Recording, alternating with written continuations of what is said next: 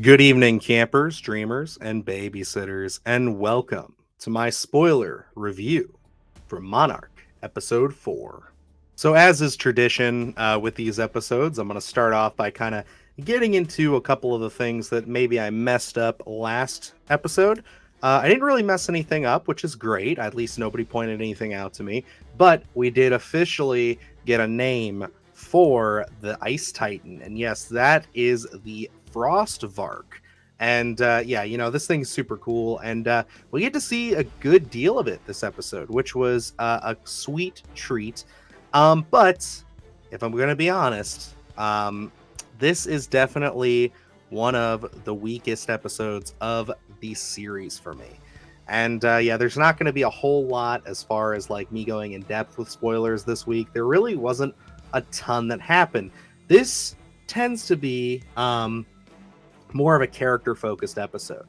I like what it does for our characters. Don't get me wrong. I definitely feel like May benefits a lot from this episode, and Kintaro too, especially. But I just think, as far as the entertainment value goes, this episode feels the most like padding that we've seen in the series so far. And yeah, I'm a little concerned that you guys are going to be feeling the same way right about now. Nonetheless, instead of breaking down the episode piece by piece, I felt like I really needed to do that for the first two. And then the third one was, again, my favorite episode up until that point. So I kind of really felt like I had to get through those episodes piece by piece. This one, I'm just going to really go through the points of interest here by giving just a very brief once over of what exactly happened in the episode. And some of the stuff that I really like that we're going to start off with is, again, just a little intro here. I think it's a nice little cute nod to Tremors. If you're a Tremors fan, you know exactly what I'm talking about. Just a scientist sitting out in the desert, looking at scanners, looking at graphs. It's all very fun stuff.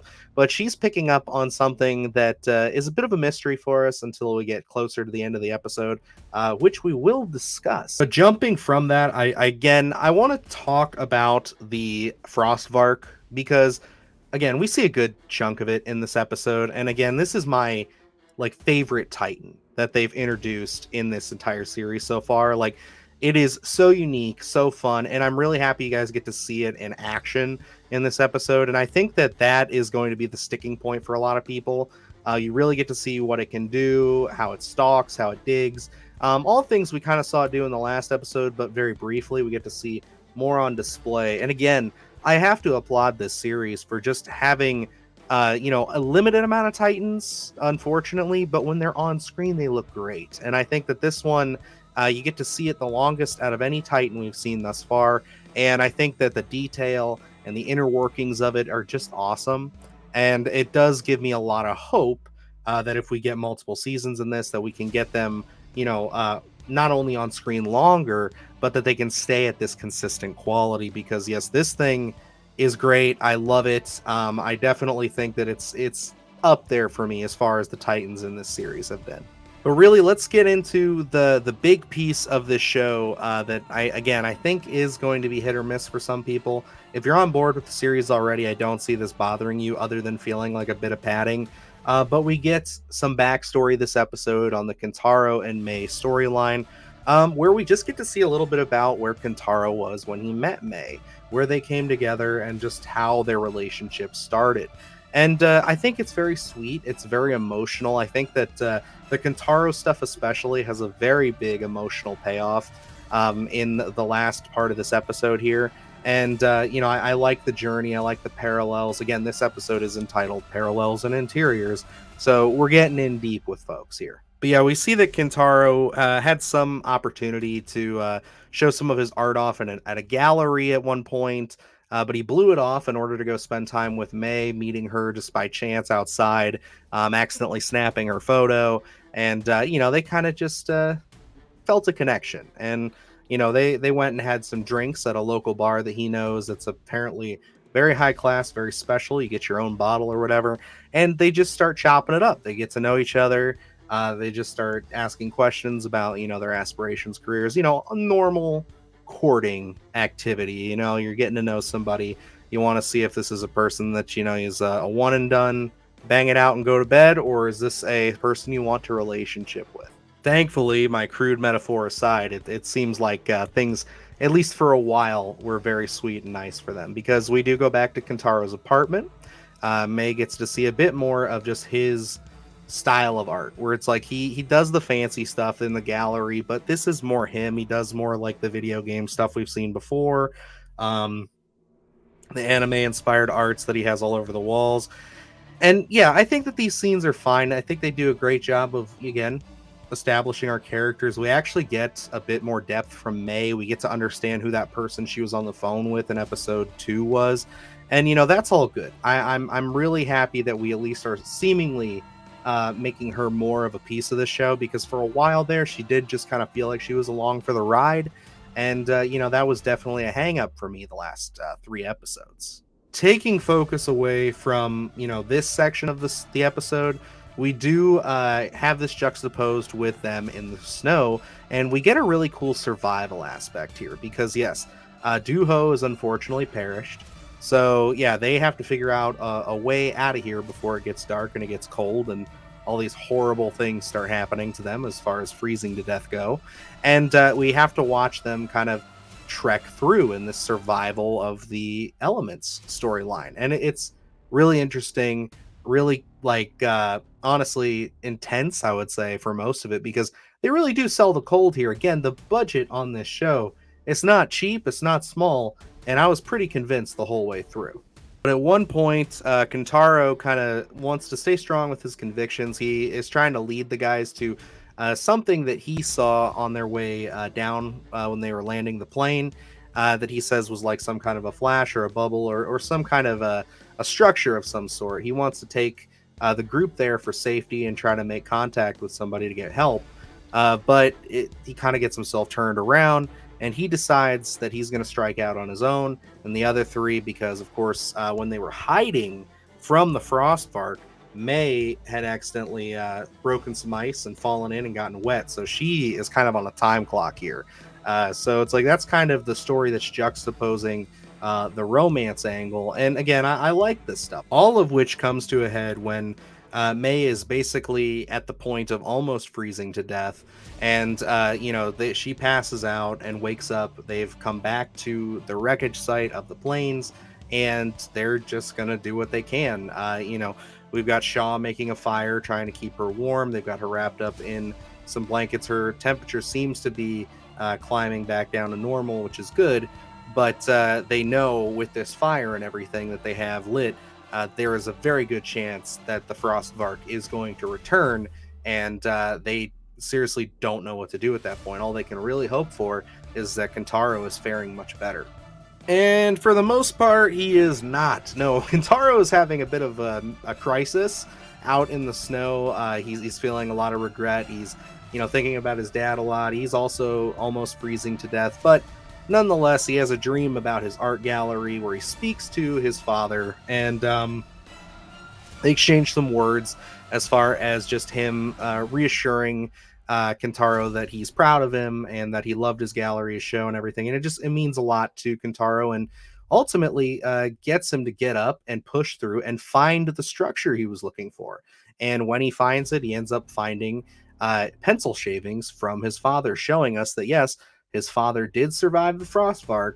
He did survive the elements, and he must have gotten rescued because there's also a working radio. Anyway, it's at this point that Kentaro calls for help. We don't see that, but when we get back to the camp with Shaw and Kate and May, the Frostvark has arrived and it starts wreaking havoc. But as it does, a helicopter swoops in, saves them just in the nick of time. But it's still a great scene. At a point earlier, Shaw is talking about using the plane's fuel that's left to try to almost distract it, because obviously it's attracted to fire. And it goes into this really great action scene where Shaw ends up lighting up a bunch of the jet fuel, and we see the Frostvark go and start sucking up the heat. Again, love this Titan. Seriously, love it. Really cool. SH Monster Art, somebody please get on that shit. I want it in my background. Anyway, the helicopter gets to them and they get rescued. And they are on their way back. They all kind of reconvene. We can see that Kentaro and Mei have kind of forgiven each other at this point, and now they're back on the hunt, and Kentaro gets to deliver the news that he found his father's pencil shavings. All is looking good until they land the helicopter. And who was on the other end of that CB radio? Like, you know who it was? It was our boy Tim from Monarch. Yeah. So, yes, our group has fallen into the clutches of Monarch, and that is where the episode ends. But I'm not done yet. There are two final elements to this episode that I found very interesting. I'll get the big one out of the way that I left out of my little explanation there, but we learn from the lady at the beginning, who was, again, charting graphs, looking at things, very Tremors. She is working for Monarch, and she ends up letting the boss lady, again, I didn't catch her name. I'm sorry, I'll get it at some point. If you know it, throw it in the comments. But she informs her that there is some kind of an element or some kind of reading that is consistent with black holes that are found in space. And it's happening on Earth, it's happening in Alaska, and these things are called pulsars. And the last time that something like at this magnitude or an event like this happened was right before G-Day.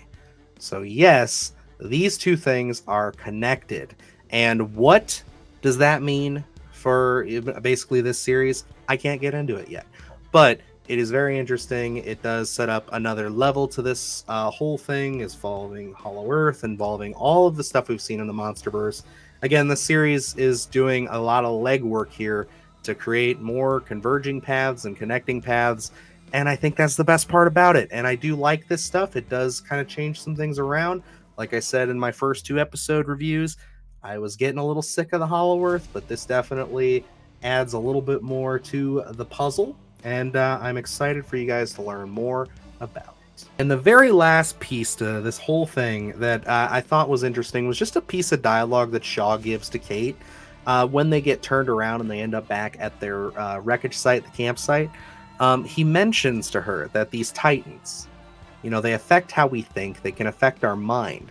And there's a lot of that going on here. Again, when Kentaro's on his journey, obviously he's freezing to death, so he's dealing with a lot of that. But he's also hearing voices. He's living through walking, like visually seeing dreams. And it all leads me to believe that this is all a doing of the Frostvark in some form or way. And if not the Frostvark, maybe it has something to do with these pulsars. Again, I have some of those answers, but I can't give those to you yet, so you'll have to stick with me here and keep watching. But I think this is all, again, really excellent world building stuff. So even though this episode may not have been the most exciting, we definitely got some good kaiju action in it, more character development. This, to me, is still proposing a lot of interesting questions and still giving us a lot of interesting places to go with the series. So that is everything I was able to pull out of this episode and talk with you guys about. Again, just wanted to keep it a little bit shorter. I kind of like, at least from the recording aspect of this, where this landed. So maybe if the video comes together nicely, I might just try to stick to this format instead of, again, going beat by beat through the episodes, because I feel like a lot of that gets redundant and a lot of it just gets to the point it's like, you watch the episode, so why am I just reciting it to you? And like I said, there's 100 channels on YouTube that are going to do that a lot better, and I really just want to get to the main course here. I want to talk about the kaiju, I want to talk about the MonsterVerse, and yeah, that's what we got to do today. And again, stick with the series if you're a little on edge, or if you want to just wait until it's all done and you can catch it all in one go. I think one of the things I have noticed watching this week by week, or I guess rewatching the episodes along with you guys to get my notes prepped for this, is that I can understand the frustration here of, having to wait week by week if you're not completely sold and satisfied with this. It feels, when you're watching it week by week, like there's a lack of kaiju. You got to remember, as a part of the press team covering this, I got to watch these 8 episodes one right after another. So I watched them all in the span of like 2 days. And yeah, it felt like a lot. It feels like a lot. But I do understand some of the criticisms. But I'm telling you guys, just stick with it. It's a really great show. We still haven't seen the last 2 episodes yet. But as soon as we do, we will put up our spoiler-free final review of the series with me and Luke, and then Luke is going to join us for probably the last 2 episodes talking spoilers. So yeah, guys, that's going to wrap it up here for episode 4. Let me know what you thought. Are you still on board with the series? Do you still enjoy it? But yeah, other than that, got a lot of great stuff on the channel. We just saw Godzilla -1 if you want to keep it in the Godzilla universe. And that was awesome. So definitely check out our review for that. And yeah, we got a lot of great stuff. We have some news on Thanksgiving too that I just put up before this one out. And yeah, just a lot more stuff to come, more reviews, more videos. Keep it right here on Splattercast. And yeah, I guess until next time, I'm Dylan Newell, and stay scared.